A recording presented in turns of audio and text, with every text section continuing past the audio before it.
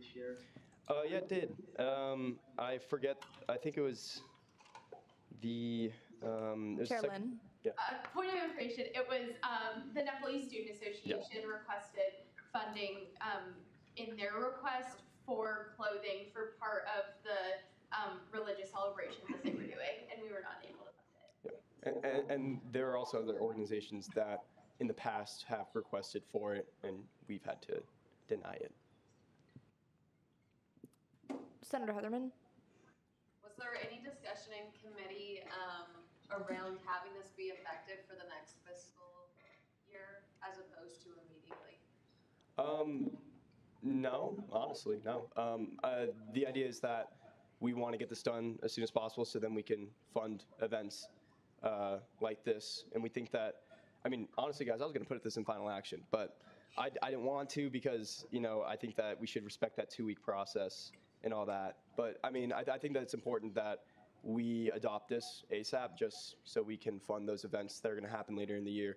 And yes, you know, I can kind of see where you're getting at. Like, it is unfair to the Nepalese Student Association that we end up denying them. But, I mean, to quote Chair Cuesta, we're learning from our mistakes. So, yeah.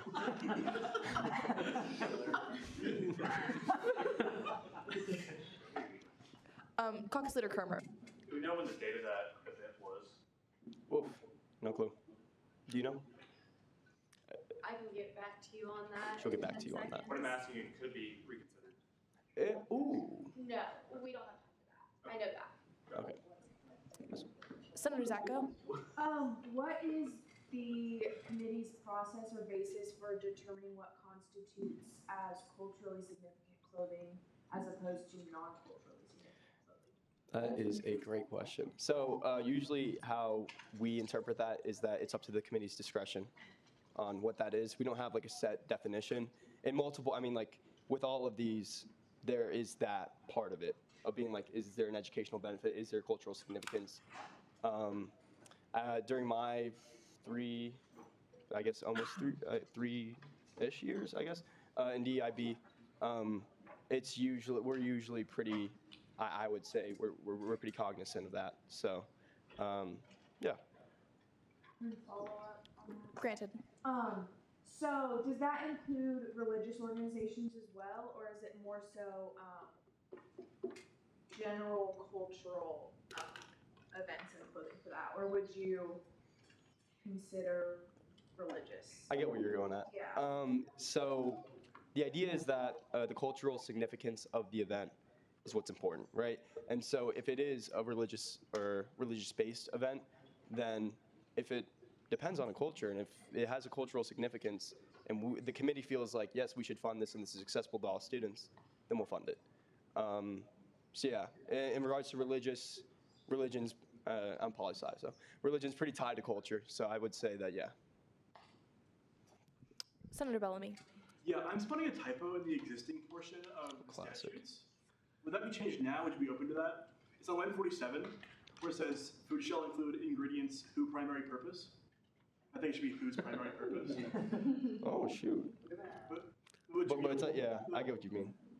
Can we do that? Yes. Yeah, that. You're good. Yes. This is old, it's not updated, because last year they updated to include food and drinks. So this is one of the old versions. Hey, that's completely my bad, by the way. Do not blame anyone else for that, because I was the one who made this, obviously. I'm the author, so yeah. I'm sorry, Joseph. You just downloaded the document, that's all. Okay. Are there any further questions or corrections for the author? Chair Cuesta. I have a question, maybe for Bateman. Yeah. When the group that applied this year for clothing, how much did they request? You know? I think it was somewhere in the realm of like $900 for clothing, but I can find the exact number if you give me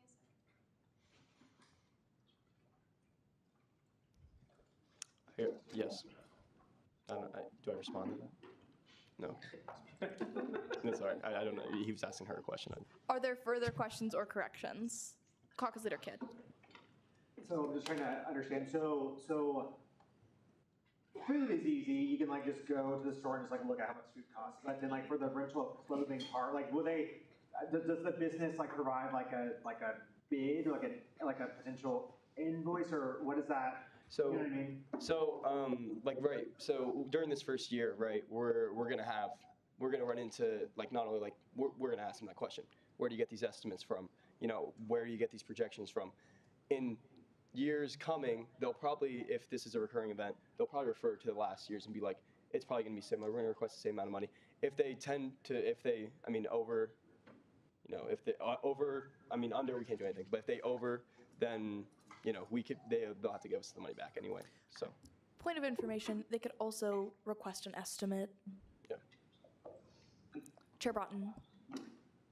In my field, we typically have people bring multiple like bids or estimates of pricing for this type of thing. With this being a more high-priced item, typically than more than like food or drink. Otherwise, is there anything that you guys could do with that? So like maybe make a requirement where you have more than one estimate on how much this is going to cost. We can. I think the fear with that would be that there are only so many, you know, places that rent out those types of specific clothing as well. And what I'm thinking of Halo and like when they have Belleza Latina, like the clothing that they have, like they have to go all the way over to somewhere southern Kansas in order to get that from a store. So it's like, yes, we could put that, but that would just be putting a lot more effort for the groups. And if the committee does feel that like it's too much, it's too much. You know what I mean? So. Are there further questions or corrections for the author? Seeing none, thank you. Thank you. We will move on to Bill 232425. Is there a motion? Chair Cuesta. I move to introduce Bill 25. It has been moved and seconded. Will the author please come forward?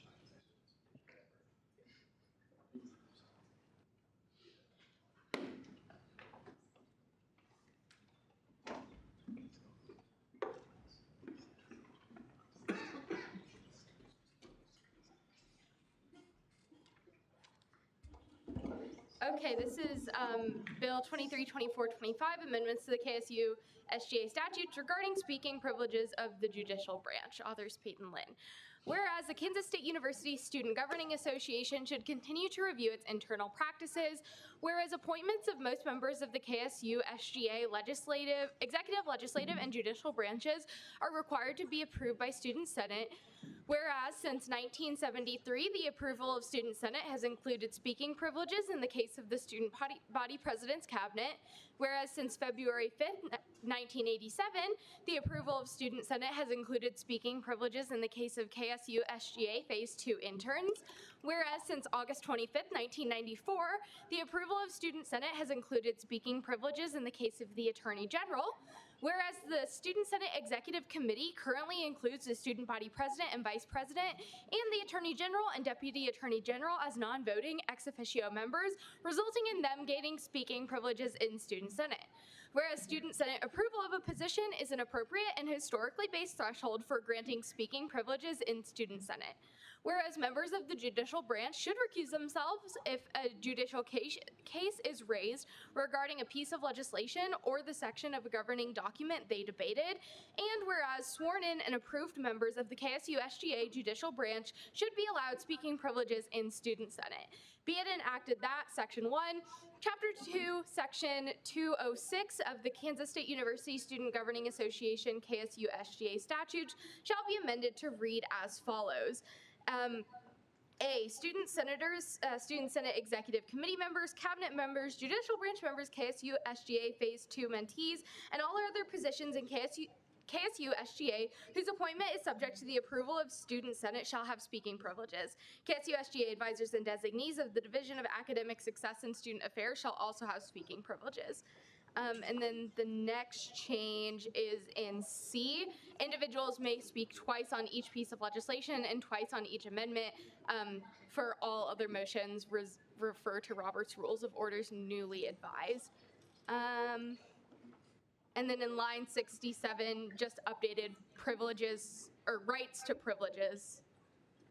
Yeah, and that's all the changes. Section 2, this legislation shall take effect upon passage by the Student Senate, signature of the student body president, and review by general counsel. Are there any questions or corrections for the author? Senator Saya? What is the right nomenclature for phase 2 interns? That should actually be updated to mentees.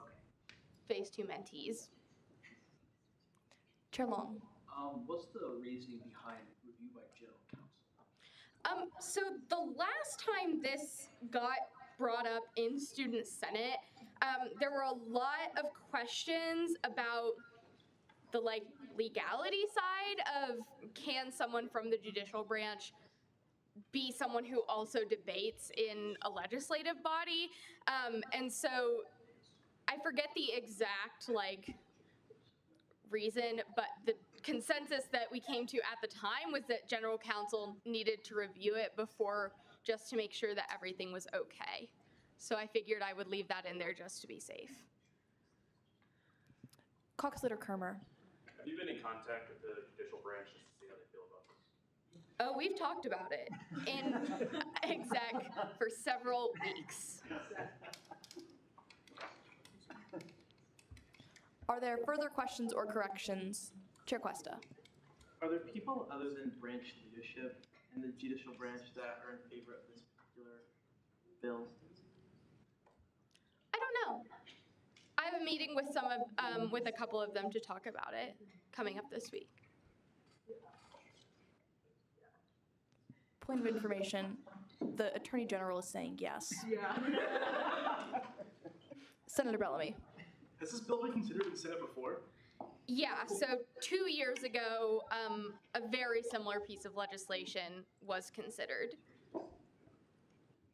Senator Glasscock? Could you describe the reason that it did not get passed? At the time, there was concerns about members of judicial branch speaking in a legislative body and potentially having conflicts of interest with whatever's going on the judicial side.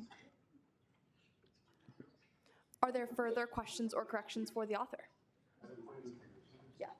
If you are curious, you can go to YouTube and watch that hours-long debate. Somewhere in there. Yeah, I was in that one too.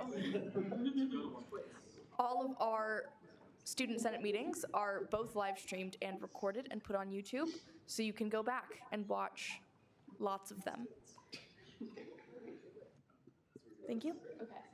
Yeah, you're good. Next, we'll move on to introduction of Bill 232426, creation of a special committee on governing dock alignment. Chair Cuesta. I move to consider Bill 26. Second. It has been moved and seconded. Will the author please come forward?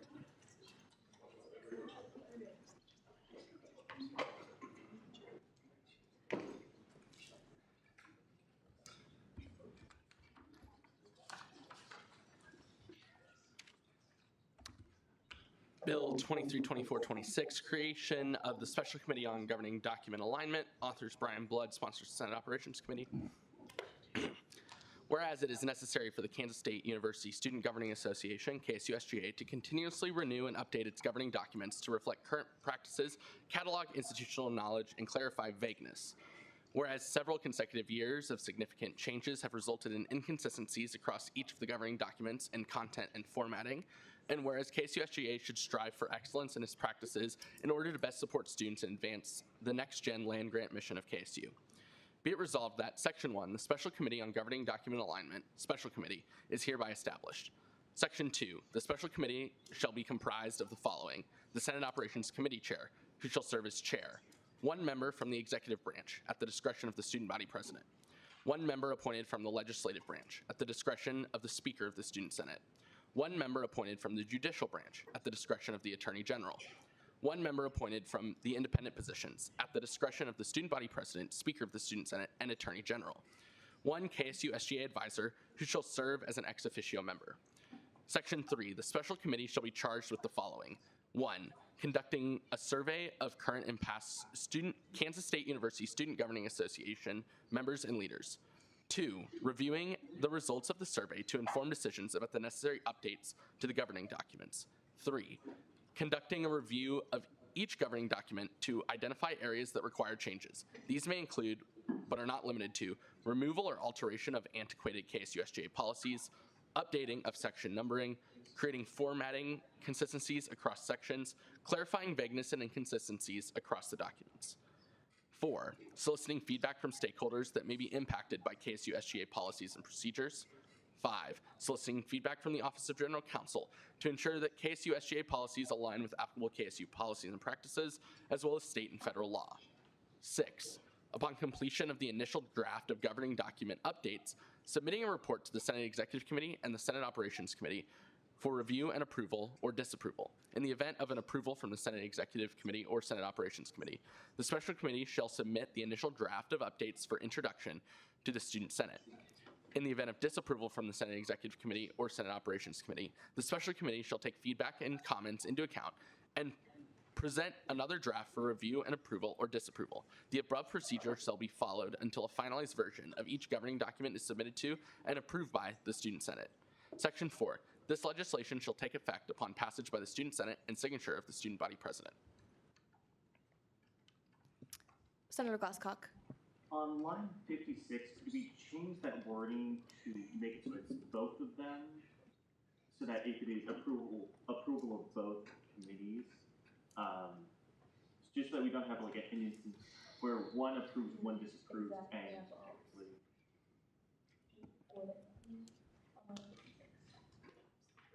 Changing or to and on line 56. all right. Are there further questions or corrections for the author?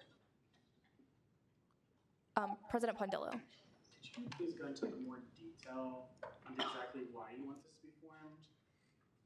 Yeah, so for a couple of reasons, like we've seen just like over longer periods of change, like there are certain inconsistencies that show up as we're editing one governing document that don't always reflect exactly what's explicitly defined in maybe another.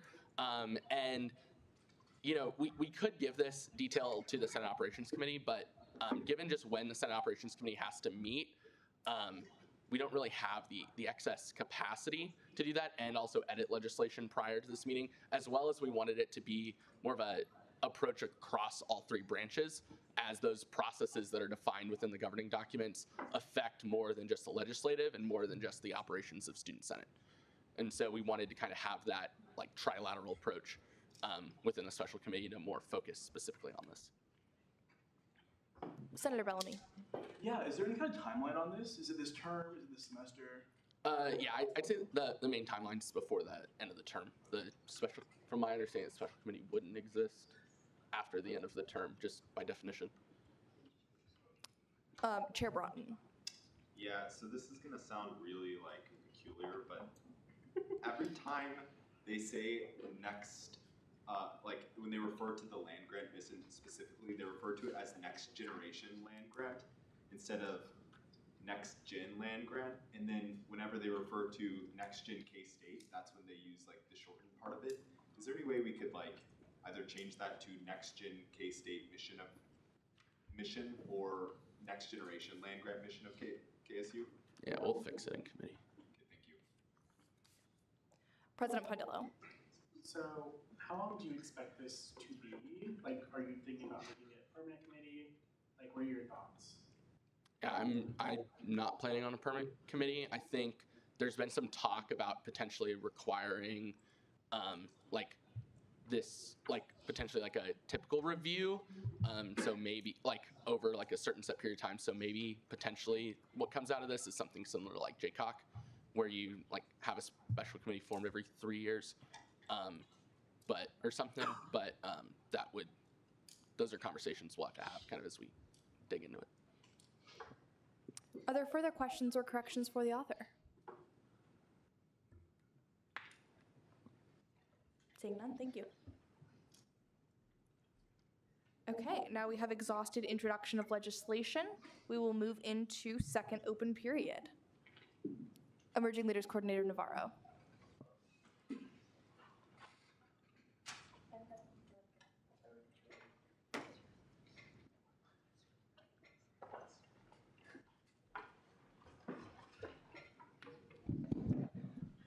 nice this time, Evan. Hey guys, I'm here to talk to you guys about a cool little petition that's been going around. If they get the QR code, they'll get the QR code up there. Pretty much what this petition is about is we're trying to get student support, right, to kind of tell upper administration, hey, we want to create a new sustainability planning committee. What does this mean?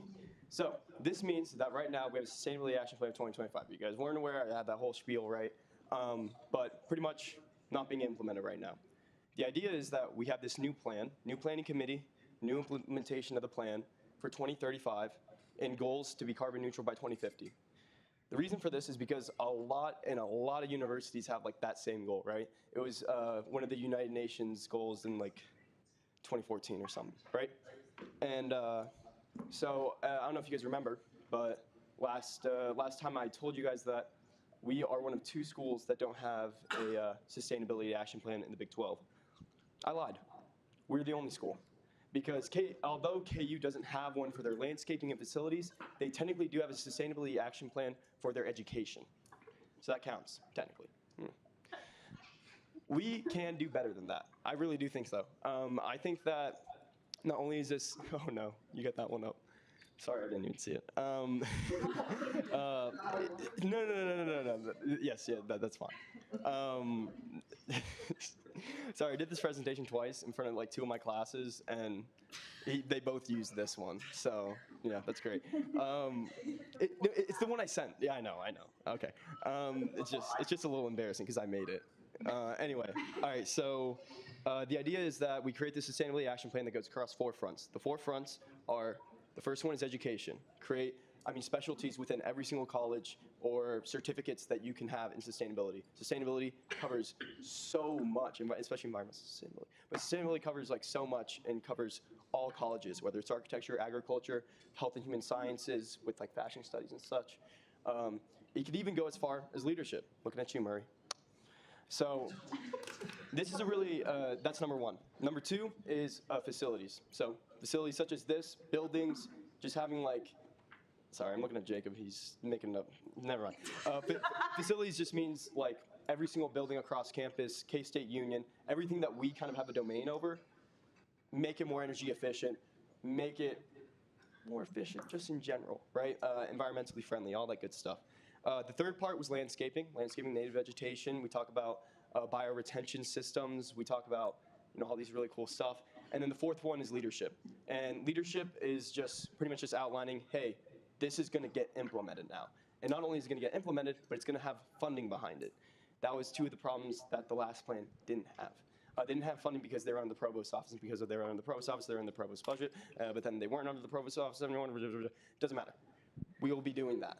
I think it's really important that, we share this and like we try to get more student opinions on this, because this is a really important issue, and I feel like this is a pressing issue to a lot of students.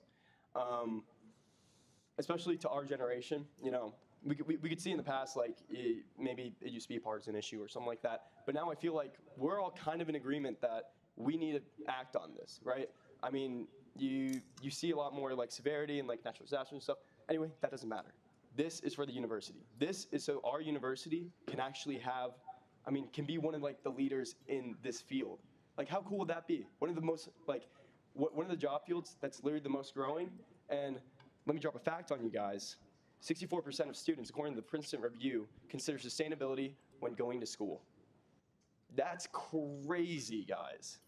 I don't know if you guys did, obviously, and Princeton Review, I don't know who they interviewed, but when I came to this university, I was under the impression that we did have a 2025 plan and that was being implemented. And then, the rug got swept under me, and now I'm doing this, right? So please consider signing it. If you want to get more involved, please let me know, because we want to put up some flyers in different buildings. I'm a poli-sci student, so I really only go to Calvin. Speaker's time has expired. Oof. That hurts. Just give me like 2 seconds. Senator Ari. I'll give him 30 seconds. Second. You ready? Hold on. Go ahead.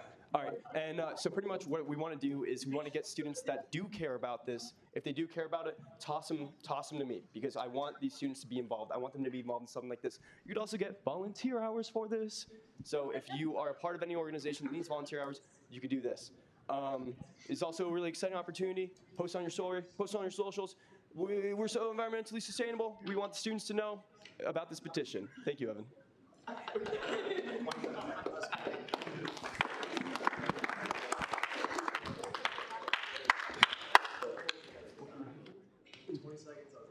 Are there further second open period speakers?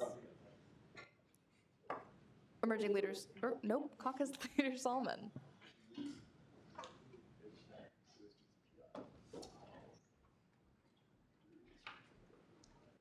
Very brief announcement, and I'll remind people again next week. The KS Unite is happening on Friday, the 20th here at K-State. There's also things happening on Wednesday and Thursday at Salina Latha campus, respectively. But there is a schedule online. I think it's like 8 to 2:30-ish is kind of the range of events. There's a variety of different speakers, events going on. You can RSVP for lunch and get free lunch, which is cool. So definitely check that out. It's free, and we also just passed a bill that hopefully professors will allow us to not go to class, or at least allow us to go to the event itself. Any questions? Cool.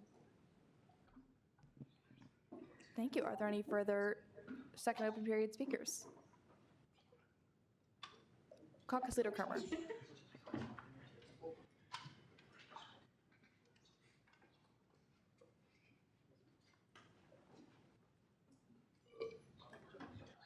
Hello. If you are bored this weekend and want to experience something different, the K-State Marching Band is hosting its annual Central States Marching Festival in Bill Snyder Family Stadium on Saturday.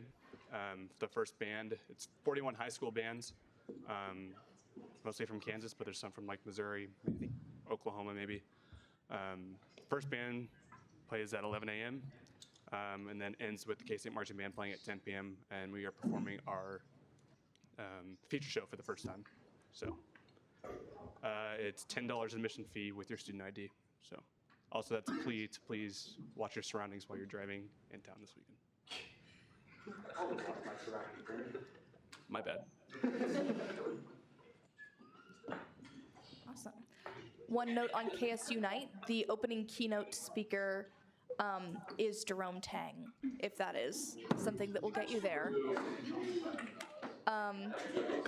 Are there any further second open period speakers? Chair Sushant.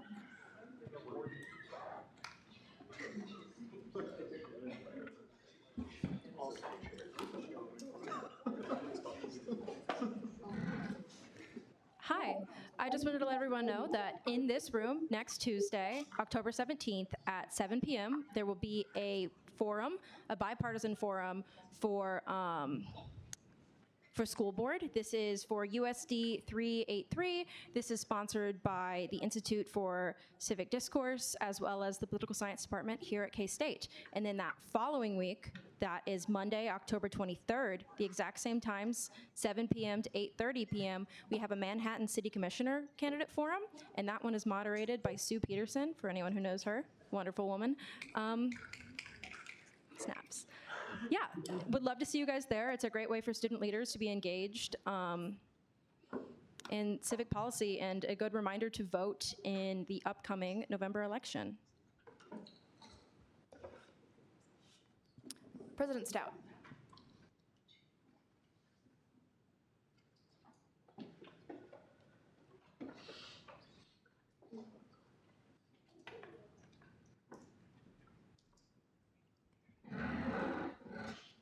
One thing I want to mention, thank you to everyone who wore pink tonight. We're going to take a quick picture afterwards so we can send it to the Wildcats Give 10 to Cancer, WG102C. So stick around for a second if you're wearing pink. Thank you. Awesome, thank you for that. Okay, we will move on to Senate shoutouts. Interim Secretary Sushanik will take it away with those.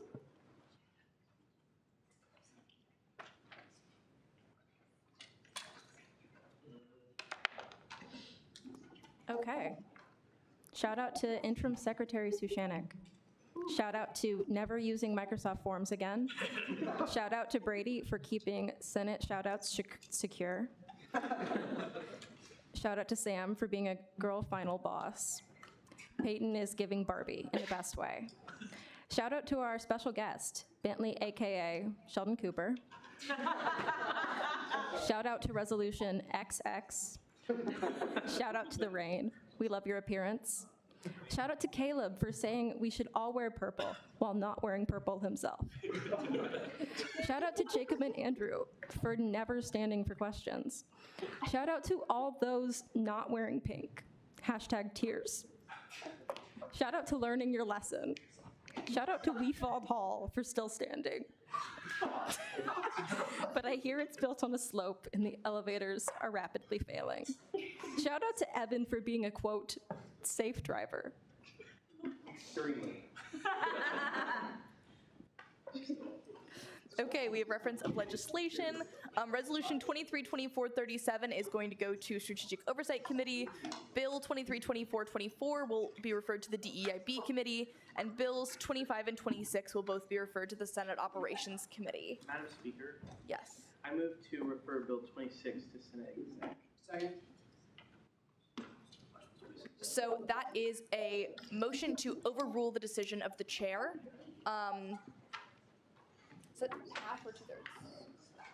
Vote yes to approve, no. Okay, so that is a motion to overrule the decision of the chair. I referred Bill 26 to the Senate Operations Committee, and Chair Cuesta would like to refer it to the Senate Executive Committee.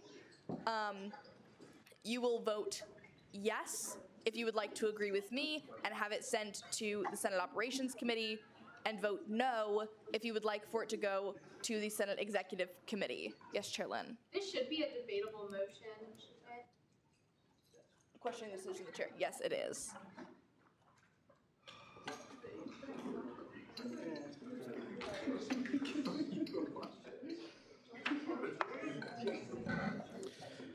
I think what's important when voting on this motion is that each branch head gets a designee on this committee, and so each branch head will also be in Senate Exec. So I think it's important for us to talk and collaborate on that with the people who are most affected by this piece of legislation. So I would implore you to refer it to Senate Exec.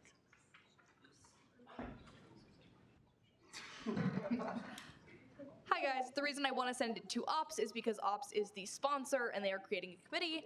I try not to send things to Senate Executive Committee because I think there's just like more bureaucracy sending things to Senate Exec. We've already seen it. We know what's in it. If we want our voices heard on the piece of legislation, we are people that will have that happen. So I think that it's better to send it to Senate Operations Committee. Also, Senate Exec is not meeting next week, so it would have to be held for an extra week. Point of personal privilege. Is the chair of Senate Operations in Senate Exec? Yes. Okay. Chair Long, is this debate in the negative? So positive for his motion. So negative. Oh, yeah. Because positive is agreeing with the chair, negative is disagreeing with the chair. I'm negative. I don't know why I brought this thing. I would agree. Let's send it to Senate Exec. Speaking to historical precedent, the last time we formed a special committee being the Strategic Oversight Committee went Senate Exec, I think we should stick with that.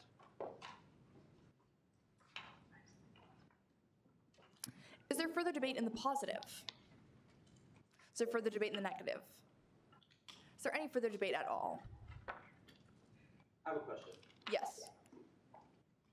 Who are voting members of Senate Exec? The voting members of Senate Exec are the chairs, the Speaker Pro Tem, and the emerging and the independent positions, except the elections commissioner. So the emerging leaders coordinators, comms director, parliamentarian. Okay. We are going to go into a hand vote. Senator Biggs? Can we clarify what a yes versus no vote? Yes. We are going to go into a hand vote. A yes vote is to send it to the Senate Operations Committee, which is what I originally wanted to do. And a no vote is to disagree with the decision of the chair and to send it to the Senate Executive Committee. All those in favor who want to send it to Senate Operations, raise your placards now. All opposed, same sign. Division. Yep, we're gonna go into a roll call vote. One more time, Sam. This is an opportunity for me to prove that I can do it.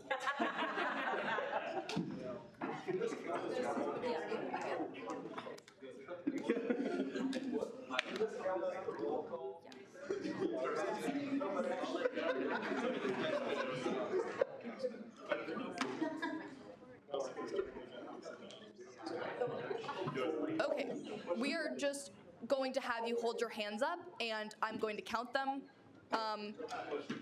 Proxies are going to raise 2, okay? So raise your hand if you are in favor of sending it to the Senate Operations Committee, the original decision of the chair. If you are a proxy, please raise 2.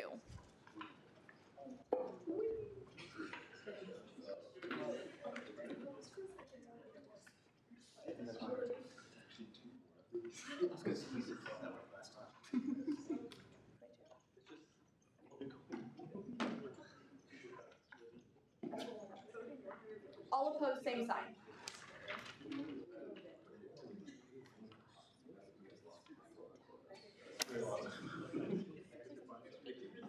Yep.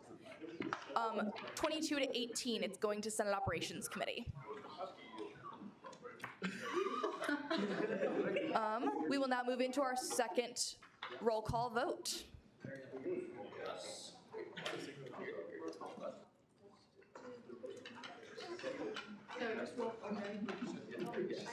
Atchison. Ayers. Bellamy. Biggs. Blood. Broughton. Yo. Bruckner. Here. Cup. Here. Koch. Here. Compton. Here. Cuesta. Here. Dennis. Here. Drotz. Here. Dunce. Fogel. Glasscock. Here. Griffith. Still here. Haynes. Here. Hartzell. Heatherman. Here. Hoffmans. Here. Jacobson. Kirchen. Kidd. Here. Kermer. Here. Kedzie. Here. Long. Here. Lynn. Here. Melcher. Moore. O'Malley. Here. Oury. Here. Pelton. Here. Peterson. Here. Porter. Rios. Rivard. Rodriguez Melendez. Rogers. Saya Carly. Here. Saya Nick. Here. Zalman. Here. Streetman. Here. Strunk. Sushanik. Here. West. Wingert. Wolf. Here. Zacko. Here. Awesome. Is there a motion to adjourn? Second. Caucus leaders, Zalman. Second. We stand adjourned.